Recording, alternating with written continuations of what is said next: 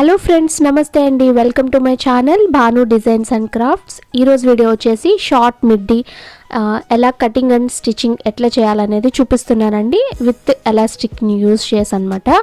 So మరి వీడియోలోకి వెళ్ళే ముందు మన ఛానల్ ఎవరైనా ఫస్ట్ టైం చూస్తున్నట్టయితే వీడియోని లైక్ చేయండి, షేర్ చేయండి, కామెంట్ చేయండి అండ్ ఛానల్ని అయితే సబ్స్క్రైబ్ చేసుకోండి.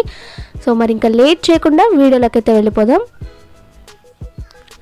ఇక్కడ నేను ఇది తీసుకున్నది శారీ అనమాట. శారీ పన్నా ఉంటుంది కదండి, సో శారీ అంచులు ఉంటాయి కదా, అంచులు కట్ చేసేసుకొని శారీని ఈ విధంగా ముందు 2 ఫోల్డ్స్ చేసుకొని తర్వాత ఈ విధంగా క్రాస్గా ఫోల్డింగ్ చేసుకోవాలండి. సమోసా ఫోల్డింగ్ అంటారు దీన్ని.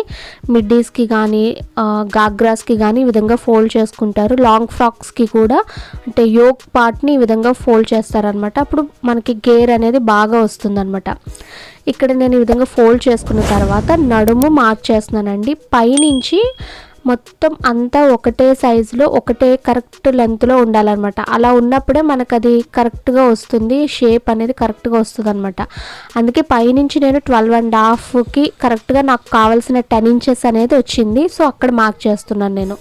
సో 10 ఇంచెస్ ఏంటంటే నాకు నడుము వచ్చేసి 36 ఇంచెస్ అండి. సో 36 ఇంచెస్కి గాను ఒక 4 ఇంచెస్ ఎక్స్ట్రా పెట్టుకుంటున్నాను అనమాట. సో 40 ఇంచెస్ ఖర్చు అంతా కలుపుకొని 40 ఇంచెస్కి మార్క్ చేసుకుంటున్నాను. 40 ఇంచెస్ అంటే 4 ఫోల్డింగ్స్ కదా, 4 ఫోల్డింగ్స్ మీద 10 ఇంచులు వస్తుంది. సో ఆ 10 ఇంచులు అనేది కరెక్ట్గా నాకు ఎక్కడి వరకు సెట్ అవుతుందని కొలుచుకున్నాను నేను. 5 ఇంచు కూడా ఆ విధంగా కరెక్ట్గా ఉండేలా కొలుచుకుని ఇప్పుడు ఆ 10 ఇంచెస్ దగ్గర మార్కింగ్ చేశాను అనమాట. అది వచ్చేసి నడుము కొలత. అర్థమవుతుంది కదండి. సో ఇక్కడ ఫస్ట్ అయితే నేను నడుము మార్కింగ్ చేసేసుకున్నాను కదా. ఇంకా మనకు కావాల్సింది పొడవు. మిడ్డీకి పెద్ద కష్టమే ఉండదండి, కటింగ్స్ కొలతలు అంటే ఏమి ఉండవు. మనకు కావాల్సింది నడుము కొలత, పొడుగు ఉంటే సరిపోతుంది అనమాట. సో ఇప్పుడు నడుము అయిపోయింది కదా, ఇప్పుడు పొడవు ఎలా మెజర్ చేసుకోవాలో చూద్దాం. సో నాకు కావాల్సిన పొడవు వచ్చేసి 26 ఇంచీలు.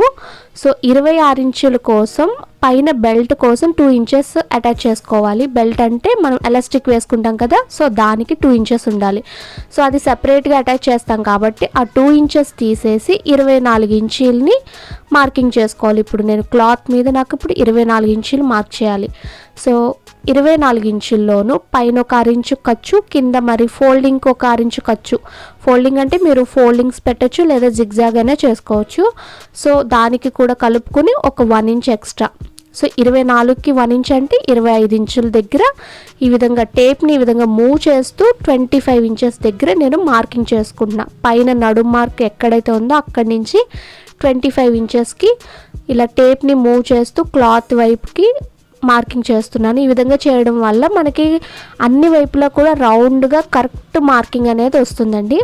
అండ్ ఇక్కడ ఒక్కసారి గమనించినట్టయితే ఇక్కడ మనకి సమోసా ఫోల్డింగ్, ఈ ఫోల్డింగ్ వేసినప్పుడు ఎప్పుడైనా కానీ మనకి కొంచెం అయినా కానీ క్లాత్ అనేది అటాచ్ చేయాల్సి వస్తుందన్నమాట. సో ఇలా క్లాత్ తక్కువ వచ్చింది, కరెక్ట్గా మార్కింగ్ చేసామా లేదా అని అనుకోవద్దు. క్లాత్ అనేది ఎక్కడో అక్కడ అటాచ్ చేయడానికి వస్తుంది అనమాట. సో ఇది శారీ పన్నా కాబట్టి కాస్త తక్కువే క్లాత్ అటాచ్ చేసేంత గ్యాపే వచ్చింది. సో ఈ విధంగా నేను ఫుల్ మార్కింగ్స్ చేసుకున్న తర్వాత ఈ కింద నడుము అలాగే కింద వైపుది కూడా నేను కట్ చేసేసుకున్నానండి. ఇంక ఇప్పుడు వచ్చేసి నడుం బెల్ట్ కోసం కూడా మార్కింగ్ చేసుకుని కట్ చేసుకుందాము.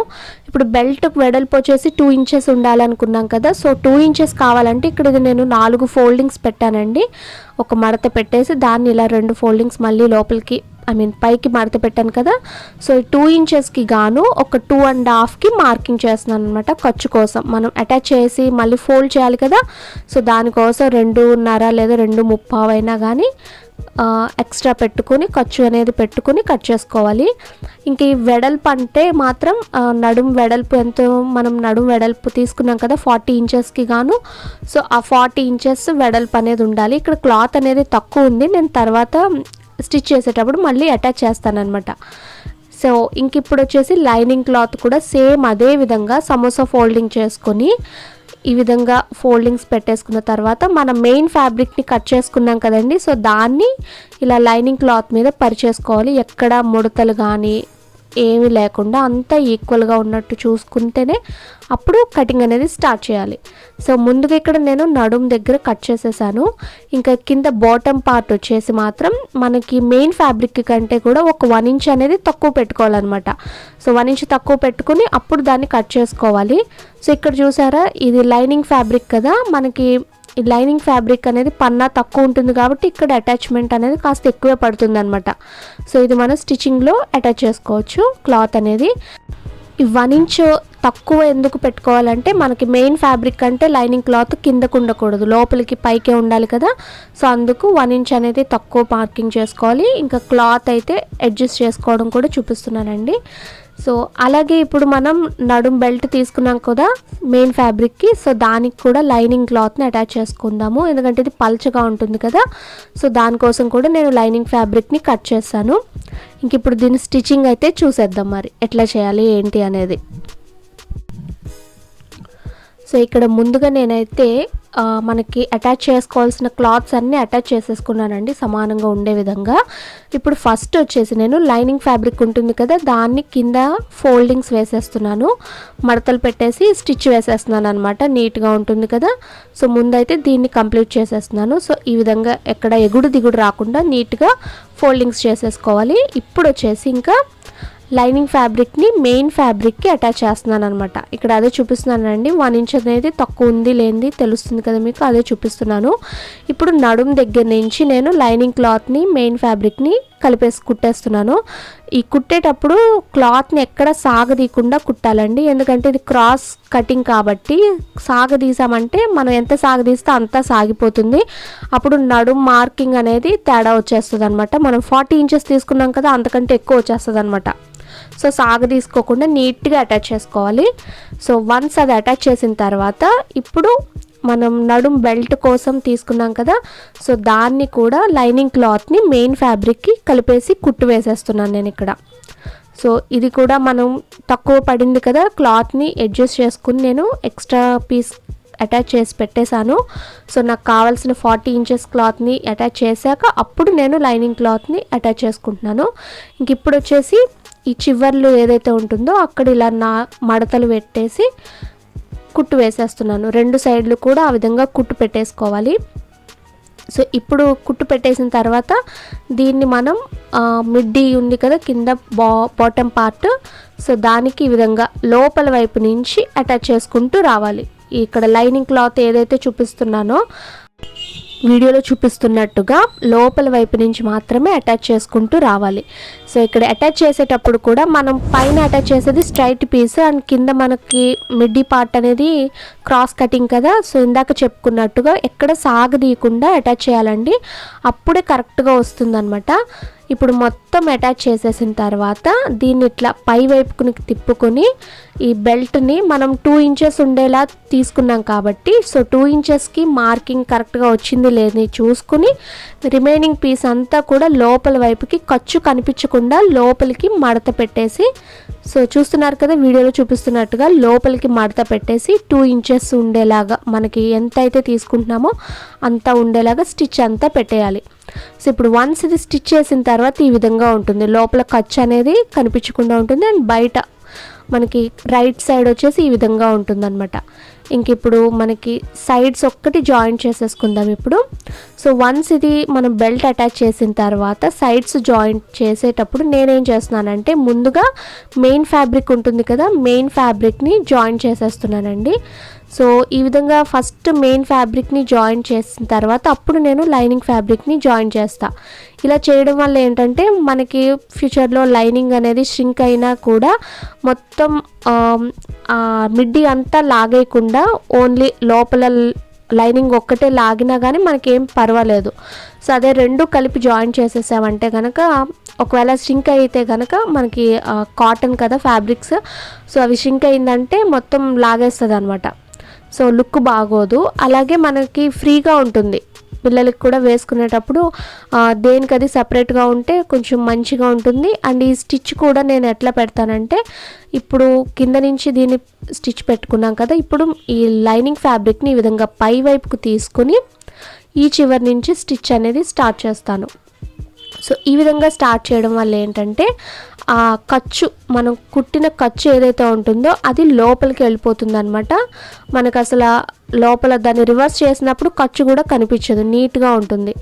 సో వీడియోలో చూపిస్తున్న విధంగా నేను ఇలా పైనుంచి స్టిచ్ పెట్టేస్తున్నానండి. సో వన్స్ ఇది స్టిచ్ చేసిన తర్వాత ఎలా ఉంటుందో అనేది చూపిస్తాను మీకు. సో మనం స్టార్టింగ్ పాయింట్ వరకు వచ్చేసిన తర్వాత ఇంకా స్టిచ్ తీసేసాం కదా. సో చూసారా, ఇప్పుడు లోపల వైపు నుంచి చూస్తే మనకు కుట్టు అనేది లోపలికి వెళ్ళిపోతుందండి. ఈ మెయిన్ ఫ్యాబ్రిక్కి లైనింగ్ ఫ్యాబ్రిక్కి మధ్యలోకి ఈ రెండు కూడా కుట్లు అనేవి లోపలికి ఉంటాయి అన్నమాట. పిల్లలకు కూడా చాలా కంఫర్ట్గా ఉంటుంది వేసుకోవడానికి. ఇంక ఇప్పుడు వచ్చేసి నేను ఇక ఎలాస్టిక్ తీసుకుంటున్నాను. ఇప్పుడు ఎలాస్టిక్ ఎట్లా తీసుకోవాలంటే, ఇప్పుడు మనకి నడుము కొలత 36 ఇంచెస్ ఉంది కదా. సో 36 ఇంచెస్ అంటే మనకి నడుము కొలత ఎంత ఉంటుందో దానికంటే ఒక 4 ఇంచులు తగ్గించి తీసుకోవాలండి.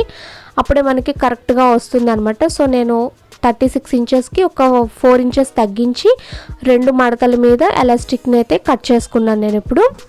సో ఇప్పుడు దాన్ని ఈ విధంగా మనం ఎంత వెడల్పు పెట్టుకున్నామో అంతా ఉంటుంది కాబట్టి ఈ విధంగా లోపలికి పెట్టేశాను అనమాట. ఎలాస్టిక్ ఇలాగా లోపలి నుంచి తీసుకున్నాక ముందుగా ఎలాస్టిక్ని ఒక్కటి ముందు బయటకు తీసుకుని ఫస్ట్ దానిపైన స్టిచెస్ అనేవి పెట్టుకోవాలండి. ఒక 2-3 స్టిచ్లు అయినా పెట్టాలి, లేదంటే ఎలాస్టిక్ కదా అది సాగే కొద్దీ కుట్లు ఊడిపోతాయి అనమాట. సో అది కొంచెం గట్టిగా ఉండాలంటే స్టిచెస్ అనేవి వేయాలి. సో అందుకే అక్కడ స్టిచ్ వేసేసాను కదా. ముందుగా ఎలాస్టిక్ని అయితే స్టిచ్ చేసేసానండి. ఇప్పుడు మనం ఆ ఓపెన్స్ ఉన్నాయి కదా క్లాత్వి, సో వాటిని ఎలాస్టిక్ లోపలికి వెళ్ళిపోయేలాగా ఎలాస్టిక్ పైనుంచి వచ్చేలాగా క్లాత్ అనేది అడ్జస్ట్ చేసేస్తున్నాను అనమాట. సో చూసారు కదా, మనకి ఎలాస్టిక్ ఎక్కడ కనిపించకుండా లోపలికంతా వెళ్ళిపోవాలి. సో వెళ్ళిన తర్వాత ఇప్పుడు మళ్ళీ దీనిపైన కూడా ఒక 2-3 స్టిచెస్ అయినా వేసేసుకోవాలన్నమాట. సో ఎలాస్టిక్ మీద కొంచెం స్టిచ్ వేయడం కాస్త గట్టిగా ఉంటుందండి.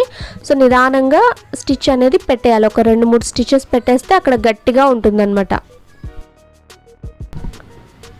సో వన్స్ ఇక్కడ జాయిన్ చేసేసిన తర్వాత ఇంకా ఫైనల్గా ఎలాస్టిక్ మీద నుంచి స్టిచెస్ అనేవి పెట్టుకోవాలండి. ఒక 2 లైన్స్ లాగా అట్లా పెట్టుకోవాలి.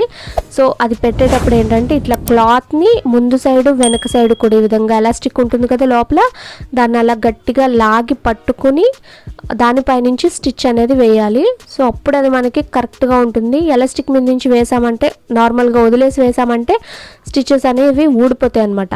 సో ఈ విధంగా ఎలాస్టిక్ని ఇలా లాగి సాగదీస్తున్నట్టుగా పట్టుకుని నీట్గా స్టిచ్ అనేది అంతా ఒకటే లైన్లో వచ్చేలాగా చూసుకుంటూ వేయాలి. సో వన్స్ ఒక్క లైన్ వేసేసిన తర్వాత దాని కిందే మనకి ఎలాస్టిక్ అనేది 2 ఇంచెస్ వెడల్పుగా ఉంది కాబట్టి ఇంకొక లైన్ కూడా స్టిచ్ అనేది వేసుకోవచ్చు అనమాట. చిన్నగా ఉండే వాటికి అవసరం లేదు, కానీ ఇది కొంచెం 2 ఇంచెస్ వెడల్పు కాబట్టి దీని మీద ఇంకొక లైన్, కింద ఇంకొక లైన్ కూడా సేమ్ ఎలా అయితే మనం ఎలాస్టిక్ని సాగదీసి పట్టుకున్నామో అదే విధంగా స్టిచ్ అనేది వేయాలి. సో ఫైనల్గా మనకి మిడ్డీ అయితే అవుట్లుక్ ఇలా ఉంటుందండి. ఇంకా కింద వచ్చేసి అంచులు ఏవైతే ఉన్నాయో అవి మీరు కావాలంటే అంచులు మడత పెట్టుకోవచ్చు, లేదంటే జిగ్జాగ్ చేయొచ్చు. నేను జిగ్జాగ్ చేశాను.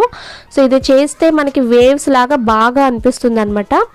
సో చూసారు కదండి, మిడ్డీ కటింగ్ అండ్ స్టిచ్చింగ్ అనేది ఎలా ఉంది ఏంటి, మీకు యూస్ఫుల్ అవుతుంది అనుకుంటున్నాను. మీకు కనుక నచ్చినట్లయితే వీడియోని లైక్ చేయండి, షేర్ చేయండి, కామెంట్ చేయండి అండ్ ఛానల్ని సబ్స్క్రైబ్ చేసుకోండి.